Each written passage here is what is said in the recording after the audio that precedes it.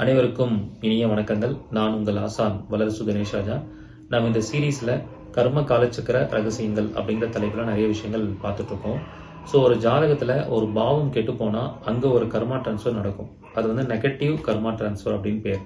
For example, ஒருத்தங்களுக்கு 5ஆம் அதிபதி 8ல போய் மறைஞ்சிருக்கு. ஒரு ஜாதகருக்கு 5ஆம் அதிபதி 8ல மறைஞ்சா அவங்களுக்கு முதல் குழந்தை அபார்ட் ஆயிரணும், அல்லது முதல் குழந்தை பிறந்து இறந்துட்டா பிரச்சனை இல்லை. ஒருவேளை அந்த குழந்தைக்கு எதுவும் ஆகாம அந்த குழந்தை வளர்ந்து வந்துகிட்டே இருக்காங்கன்னா, அந்த குழந்தை வளர்ந்து ஒவ்வொரு ஸ்டேஜ் அடையும் போதும் அந்த ஜாதகருக்கு பிரச்சனை வந்துகிட்டே இருக்கும். அப்ப அந்த குழந்தைக்கு நன்மை நடந்தா அந்த ஜாதகருக்கு பிரச்சனை வரும்.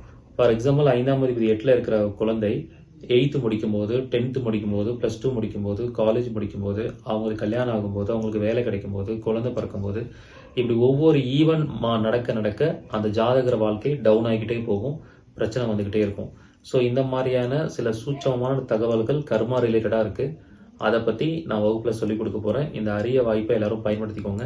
இது ஒரு அற்புதமான வகுப்பு. 2 வருடத்துக்கு அப்புறம் 2 வருஷம் கழிச்சு இப்போ அந்த வகுப்பை நடத்துகிறேன். நெக்ஸ்ட் அந்த வகுப்பை வந்து 2 இயர்ஸ் ஆகும் அடுத்தது நடத்துறதுக்கு. இப்போ நடத்தக்கூடிய அந்த வாய்ப்பை எல்லாரும் பயன்படுத்திக்கோங்க.